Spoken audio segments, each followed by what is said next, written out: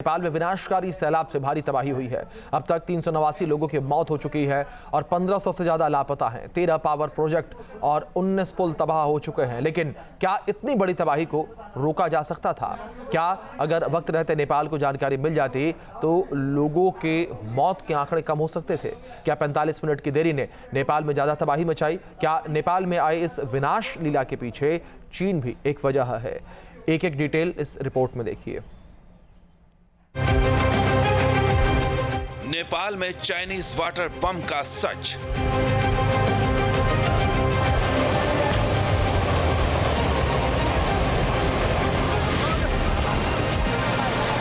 मान्छे गयो के त्यो भाइ आएको बुढो कहाँबाट आयो यो के हो यो यार? के दशा भयो ओइ?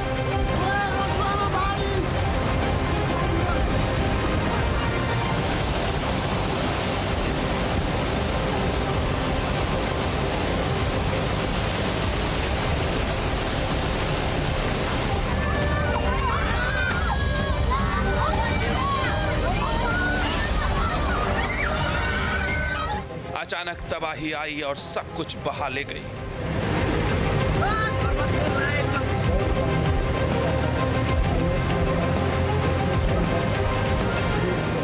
बाढ़ आई, नेपाल में भारी तबाही लाई।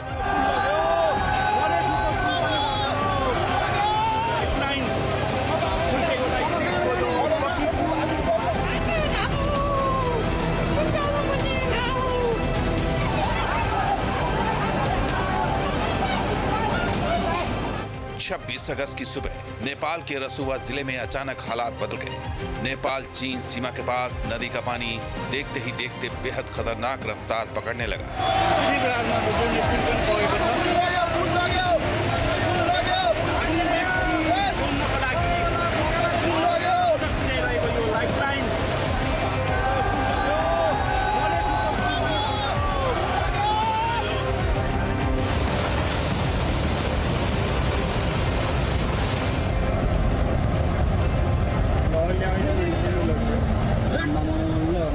पानी के साथ बर्फ थी।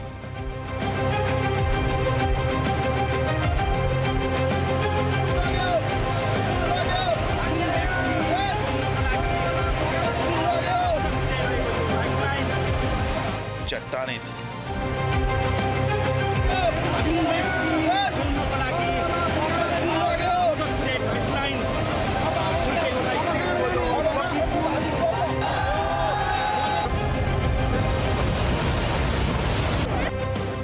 पेड़ थे।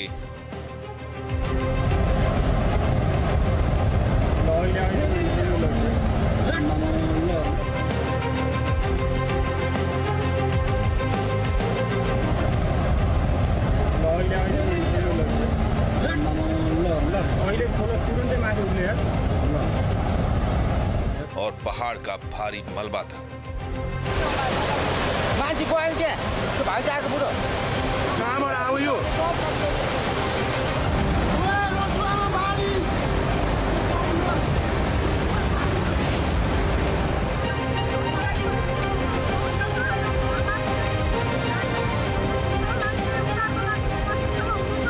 कुछ ही देर में सड़कें बह गईं, पुल तबाह हो गए और नदी किनारे मौजूद ढांचे इसकी चपेट में आ गए।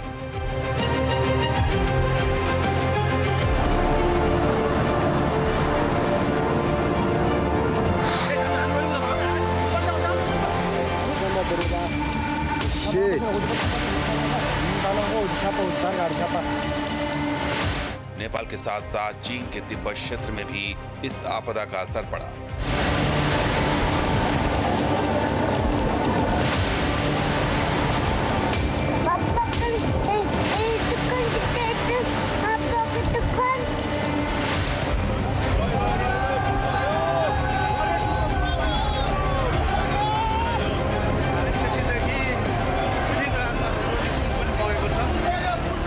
यानी तबाही का केंद्र वही हिमालयी इलाका था जहां नेपाल और कब्जे वाले तिब्बत की सीमा मिलती है।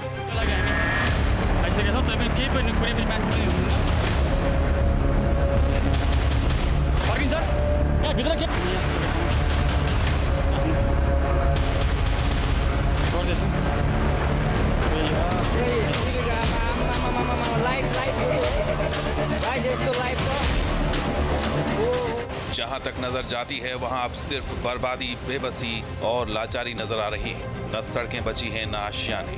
लहरों का मिजाज ऐसा है जो सामने आया उसे बहा ले गया।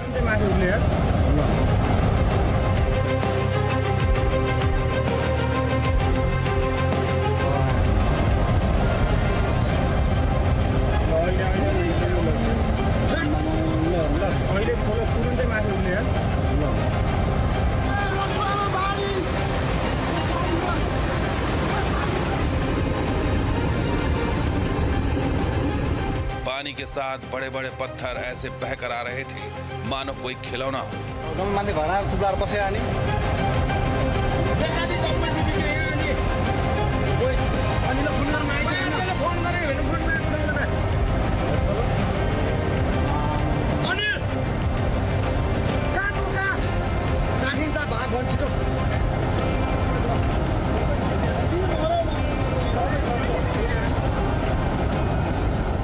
जहां चंद मिनटों पहले जिंदगी मुस्कुरा रही थी वहां अब सिर्फ मलबा है, असहाय दर्द है। प्रकृति का ये विकराल रूप हर पल एक ही सवाल दोहराता है।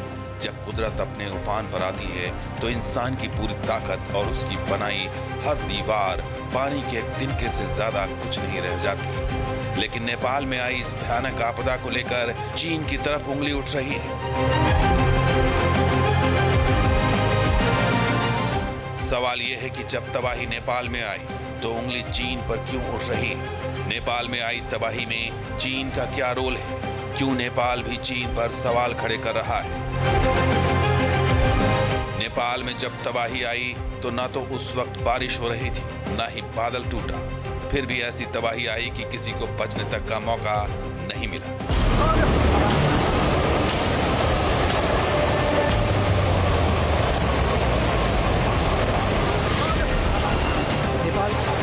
मान्छे गयो के त्यो भाइ आएको बुढो कहाँबाट आऊ यो?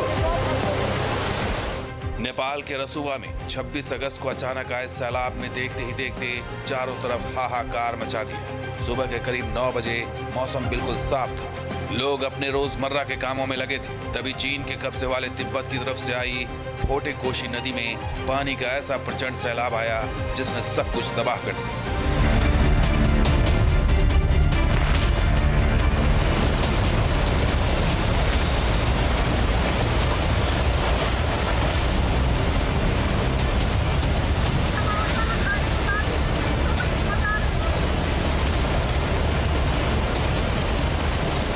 तिमुरे और स्याप्रुवेसी जैसे इलाके में सड़कें बह गई, गाड़ियां तिनके की तरफ पानी में तैरने लगी और बस्तियां मलबे में तब्दील हो गई। अब नेपाल में इस बात की चर्चा हो रही है कि इस भीषण तबाही के पीछे कुदरत का गुस्सा नहीं बल्कि चीन की नापाक हरकतें थी।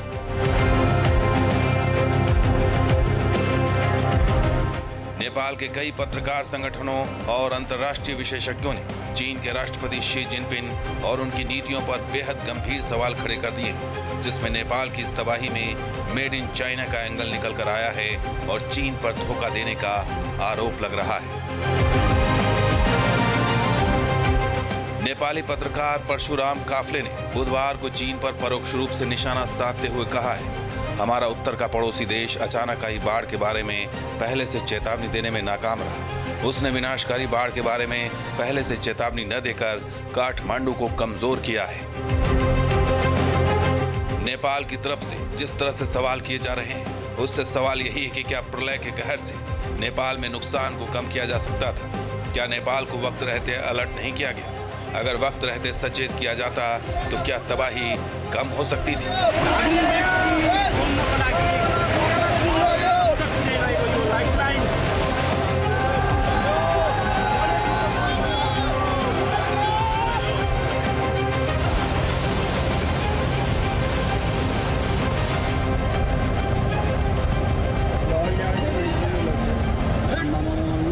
चीन ने जानकारी छिपाई, नेपाल में तबाही आई।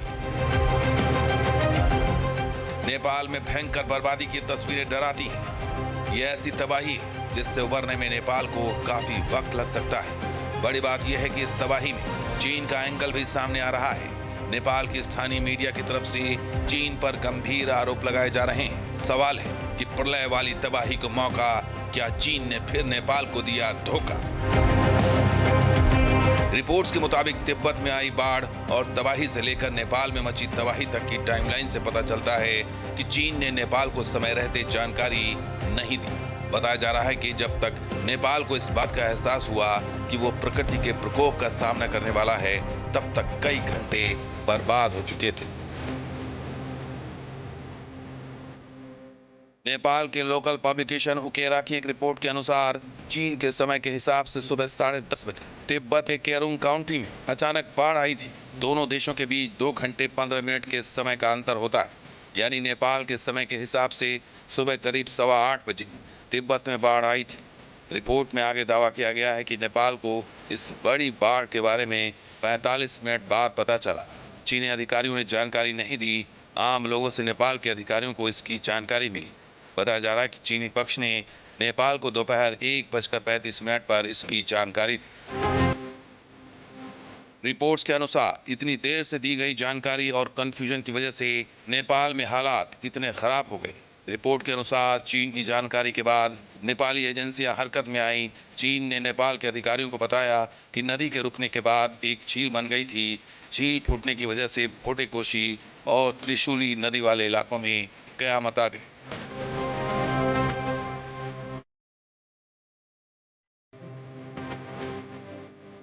नेपाल के पत्रकारों के एक समूह नेपाल कॉरेस्पॉन्डेंस ने एक बड़ा दावा किया है। इस ग्रुप का आरोप है कि रसुवा जिले में आई तबाही दरअसल तिब्बत सीमा पर चीन के अंधाधुंध निर्माण कार्य और उसके कारण आए हिमस्खलन का नतीजा है। इस तबाही की शिनजियांग तिब्बत इलाकों में चीन के बेलगाम निर्माण कार्यों को जिम्मेदार ठहराया जा रहा है।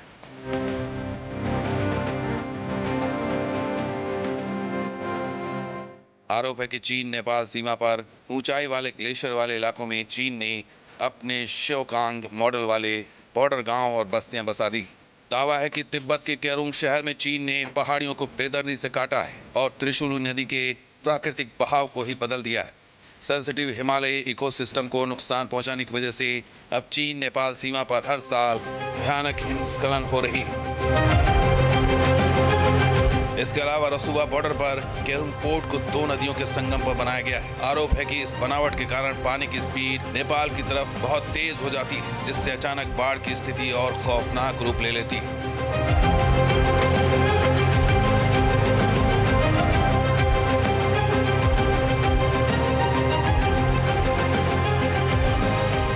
चीन की लापरवाही का असर खुद उस तक जाने वाले रास्तों पर ही पड़ा है।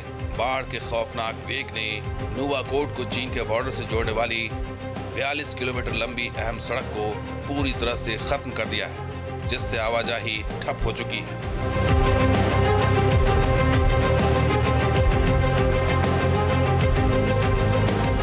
परशुराम काफले ने भी चीन पर इल्जाम लगाया है कि उसकी वजह से ही नेपाल को लगातार संकटों का सामना करना पड़ा है।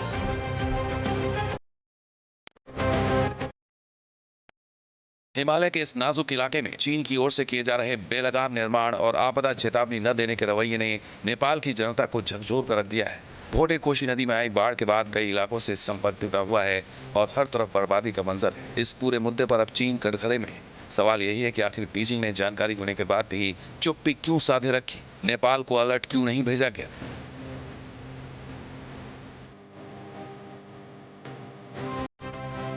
लेकिन ये पहली बार नहीं है जब चीन ने इस तरह नेपाल को धोखा दिया है।